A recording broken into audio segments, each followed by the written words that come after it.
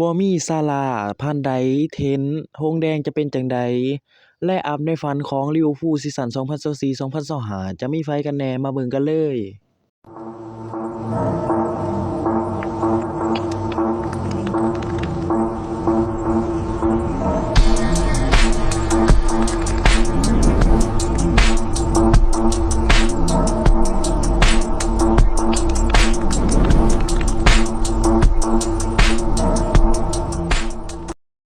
แม้จะมีแววได้แชมป์พรีเมียร์ลีกซีซั่น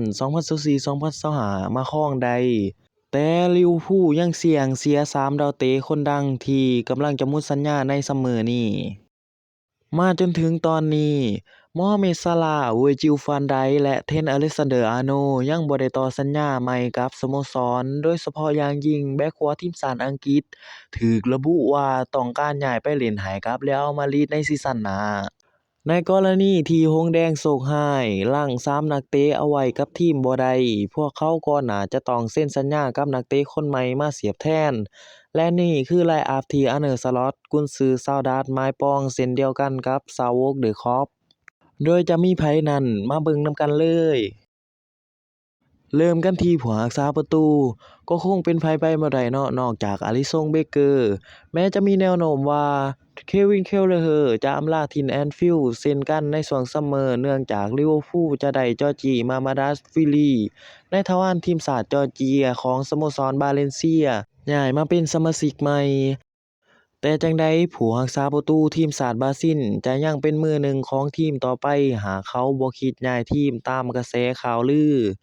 เห็นได้ชัดว่าสล็อตวางตัวอลิซง เบเกอร์เป็นนายทวารตัวจริงของสโมสร แม้ช่วงที่เขาบาดเจ็บ เคเลอร์จะเฮ็ดหน้าที่แทนได้อย่างบ่มีที่ติ เราบ่คิดว่าเราเคยร่วมงานกับผู้รักษาประตูระดับนี้ เพราะเขายอดเยี่ยมที่สุดในโลก สล็อตหลังอาลิซงเซฟช่วยให้หงส์แดงพลิกชนะปารีสแซงต์แชร์กแมง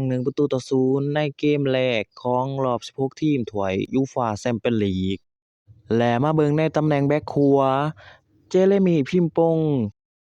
อันที่จริงลิเวอร์พูลมีคอนเนอร์ แบดลีย์เป็นตัวแทนของอเล็กซานเดอร์ อาร์โนลด์อยู่แล้วทั้งคน แต่บ่วายที่จะมีข่าวเผยว่าพวกเขาต้องการเซ็นสัญญากับแบ็กขวาคนใหม่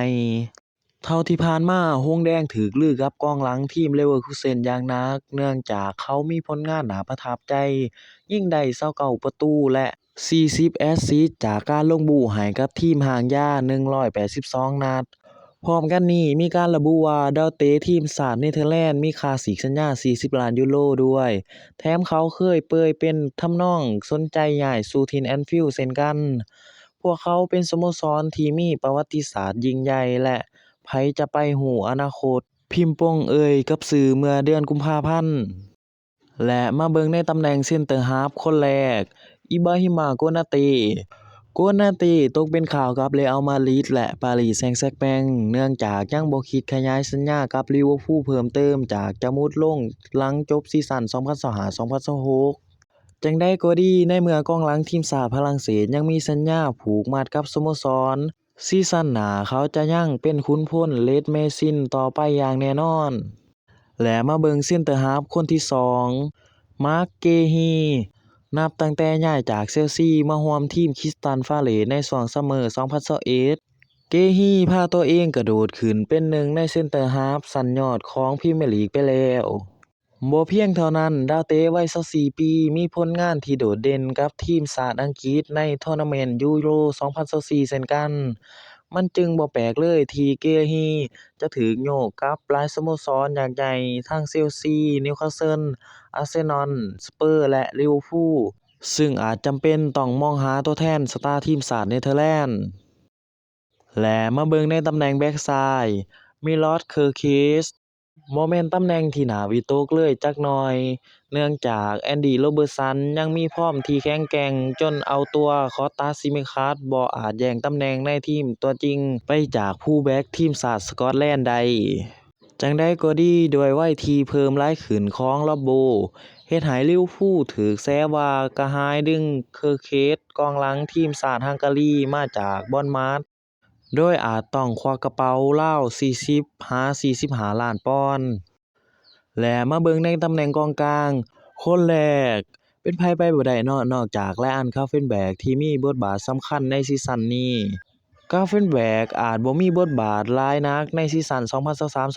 2023-2024 หลังถูกสูดมาจาก Bayern Munich แต่สำหรับซีซั่นนี้กองกลางดัตช์กลายเป็นขุนพลตัวหลักของหงส์แดงไปแล้วหลังสล็อตปรับให้เขาย้ายมาเล่นเป็นหมายเลข 6 แทน Martin Zubimendi ที่ปฏิเสธเซ็นสัญญากับ Tin Anfield โดยเลือกรับใช้ Real Sociedad ต่อไป ขณะเดียวกันเชื่อว่าดาวเตะทีมชาติสเปนจะย้ายมาค้าแข่งกับอาร์เซนอลในซีซั่นหน้าหลายกว่าที่จะมาลงเอยกับลิเวอร์พูลจึงส่งผลให้มิดฟิลด์วัย22 ปีจะยังเฮ็ดหน้าที่ของตัวเองต่อไปตามเดิม และมาเบิ่งกองกลางคนที่ 2 Alexis Mac Allister สตาร์ทีมชาติอาร์เจนตินาย้ายมาจากไบรตันในช่วงซัมเมอร์2023และถือเป็นแกนหลักของทีมในยุคของเจอร์เกนคล็อปต่อเนื่องมาจนถึงซีซั่นนี้เมื่อเฮาคิดถึงแมกกาเฮาบ่เคยเห็นฟอร์มที่แย่ของเขาเลยเขามีผลงานที่เสมอต้นเสมอปลายหลายสล็อตแน่นอนว่าเขาบ่แม่นโมฮัมเหม็ด ซาลาห์ โคดี้ กากโป หรือ ลุยส์ ดิอาซที่ยิงได้ถึง15ประตูและ12แอสซิสต์แต่เขามีส่วนร่วมในทุกๆนัดเขาเป็นคนสำคัญในเกมรับของเราเช่นกันกับการเปิดโอกาสให้นักเตะคนอื่นๆบุกขึ้นไปข้างหน้าและมาเบิ่งกองกลางคนสุดท้ายก็คงเป็นไผไปบ่ได้เนาะนอกจาก Dominic Szoboszlai มิดฟิลด์หน้าหล่อของเรานั่นเองเนาะ เป็นอีกหนึ่งใน3คีย์แมนแดนกลางของสล็อตและสวมบทบาทเป็นตัวลูกหมายเลข10แต่เฮ็ดงานหนักบ่แพ้ไผในทีมในมุมมองของเราเขาถูกตีราคาต่ำเกินไปสล็อตระบุเขาบ่ได้รับเครดิตหลายพอทั้งๆที่ความจริงแล้วเขามีความสำคัญต่อทีมนี้เพราะเขาเฮ็ดงานหนักอย่างเหลือเชื่อเขาแล่นอย่างบ่รู้จักเมื่อยเขาต้องการความสมบูรณ์แบบและมาเบิ่งในตำแหน่งปีกขวา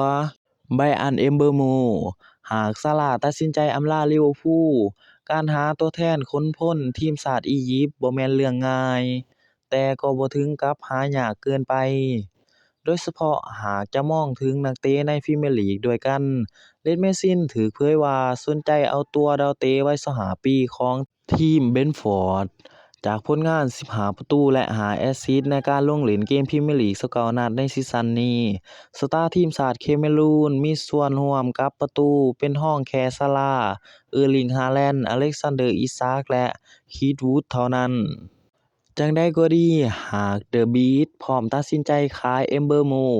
พวกเขาบ่ขอเงินที่ต่ำกว่า50ล้านปอนด์เด็ดขาดตำแหน่งกองหน้าตัวเป่า Alexander Isak ในเมื่อลิเวอร์พูลพึ่งพาการสอยตะข่ายจากดาร์วิน นูญเยซบ่ได้พวกเขาจึงถูกลือว่าพร้อมซื้อกองหน้าคนใหม่และเล็งแย่งตัวหัวหอกทีมชาติสวีเดนกับหลายทีมดังบ่แต่เฉพาะพ่อค้าแข้งทีมชาติอุรุกวัยเท่านั้นหากแต่หงส์แดงถูกแซวว่าพร้อมซอยแพร่ Diogo Jota อีกรายและหวังเซ็นสัญญากับอิซากที่ค้ำเป้าให้นิวคาสเซิลในซีซั่นนี้ซอยตะข่ายไปแล้ว23ประตูจากทุกรายการอีกทั้งเขาพึ่งพาทีมรักปีกหงส์แดงหมาดๆในนัดชิงถ้วยคาราบาวครับ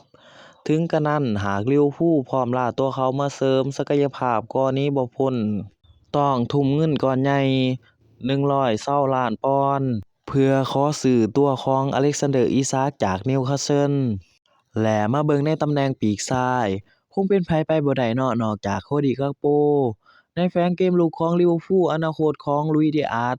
และดูหมิ่นเหม่นเช่นกันเนื่องจากคุณพ่อของเขาหวังเห็นลูกชายย้ายไปเล่นในลาลิกากับบาร์เซโลนากระทั่งล่าสุดสื่อลูกหนังพากันประดมข่าวว่าทีมดังแห่งกาตาลุญญาพร้อมชุดปีกทีมชาติโคลอมเบียมาร่วมทีมแต่หากเป็นอย่างนั้นจริงหงส์แดงก็บ่จำเป็นต้องทุกข์ร้อนที่เป็นอย่างนั้นก็เพราะพวกเขายังมี Cody Gakpo เป็นตัวทีเด็ดทางฝั่งซ้ายโดยซีซั่นนี้สตาร์วัยเบสเฟสครองอันดับรองดาวซันโวของทีมจากผลงานยิงประตูได้16เม็ดในทุกรายการ